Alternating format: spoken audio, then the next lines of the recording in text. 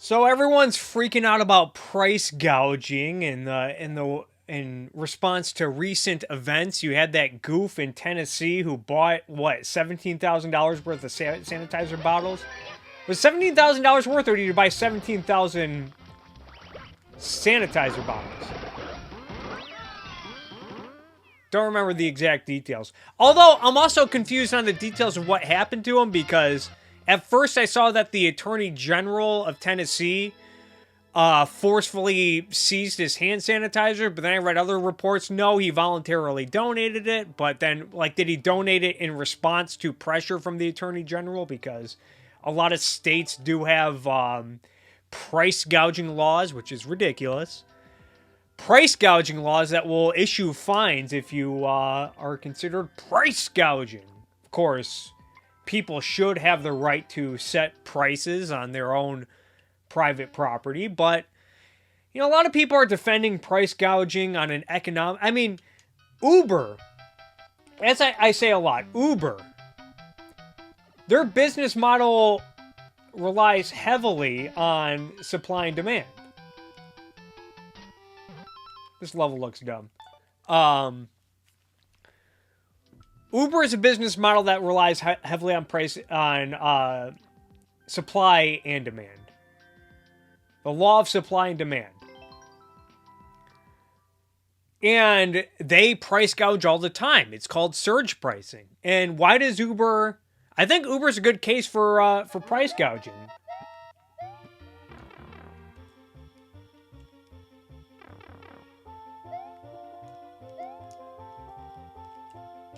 So I gotta guess which pipe I gotta go through? Alright.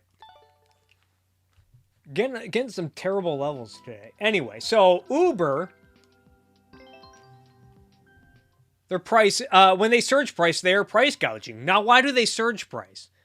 It's because when there's a lot of demand in a given area, namely when there's a baseball game that's getting out, when there's a concert that's getting out, when there's a big holiday like New Year's Eve,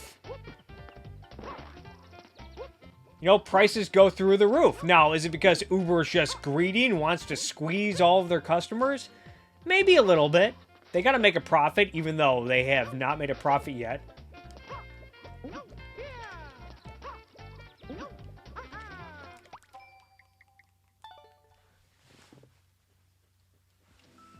But what happens is when when there's a time and a place, when there's a lot of demand in an area. Say there's an area, or last call on a bar night, on a hoppin' bar night. When there's a lot of demand, you got to meet that demand by raising prices.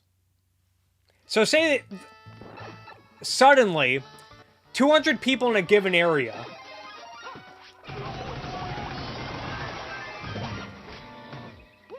are demanding rides. They want Uber rides. They want to get home, or they want to get somewhere else. Who knows?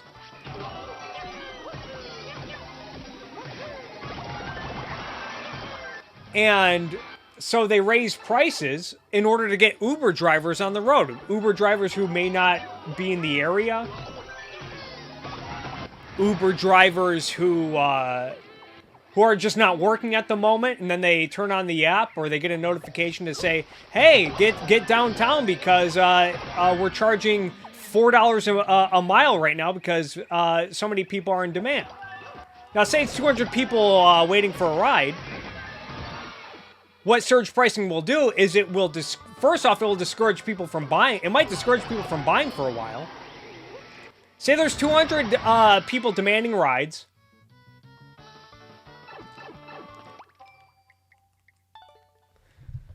And there's 4 drivers in the area. So those 4 drivers are going to get up, and now there's 196 people who are waiting for a ride. Now, those people would wait for a ride if there was no supply to meet the demand. So Uber raises prices to get other drivers on the road to get them to that area. Now, I mean, if you just apply statistics, if you have 200 people, chances are there will probably be 1 or 2 people from the top 1% who won't mind paying the surcharge. Whatever, I'll pay. I need to get home. I have a lot of money, and then they pay. And then in the meantime, while they're getting rides, other drivers are rushing to the area because they want to make money. They want to take advantage of this price gouging to make money and meet the demand. And the people who might wait and say, you know, I'll just wait for the surge pricing to go away. I don't want to pay $50 to go 2 miles or whatever. I'll just wait a half hour, an hour. Well, they'd be waiting either way without the price gouging. If there's no price gouging, those people would be waiting for hours because there'd just be no drivers rushing there to meet the demand. And so if you apply this principle to something else, say toilet paper, because that's been in high demand as of late.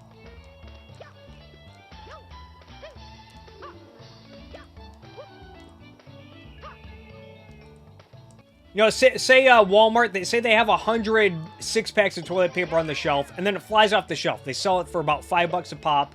People rush in and buy the toilet paper because they're afraid they're not going to get toilet paper ever again because of the panic that the coronavirus has caused and that the governments have caused in response. And so now Walmart gets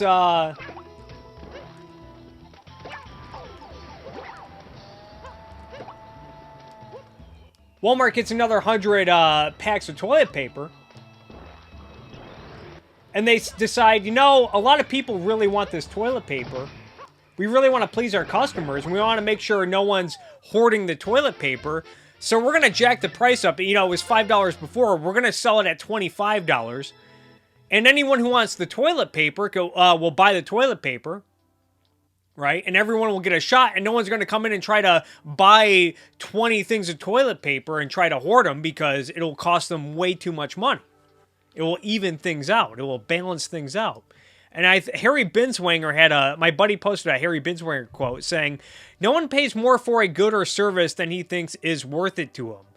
When you are willing to pay a huge amount for something that is normally cheap, that means someone has performed an extraordinarily valuable service to you in obtaining and delivering that good for a service when doing that is much more difficult than it normally is. Justice requires that he reap some of the reward for that. That's why price gouging is actually outstanding service rewarding." Now, yeah, Binswanger put gouging in quotes. I want to say it might be a bit of an anti-concept, price gouging. Because, again, people should have the right to sell their property and their goods at whatever price they want. No one owes you a product at a certain price.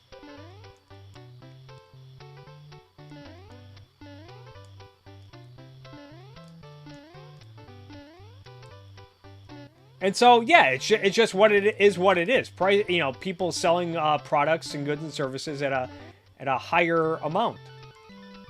It's kind of like that episode of Futurama when Fry gets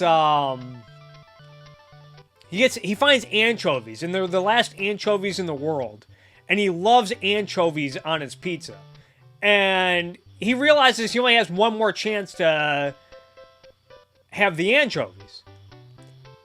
And someone tries to, long story short, he loses a bunch of money. He finds out he had $1 billion. And these people end up stealing all of his money so that they can convince him to buy the anchovies off of him. I think, what was it, Big Mama? That's the character. And so she offers to buy the anchovies off him for billions of dollars, I think, if I recall correctly. And he said, "No, absolutely not. You know, the taste of this pizza that I'm going to enjoy is worth way more than $1 billion." Now, Fry is kind of dumb to do that, I guess, but that's the thing. It's like, this is my last chance ever to enjoy something that I really love, and you can't put a price on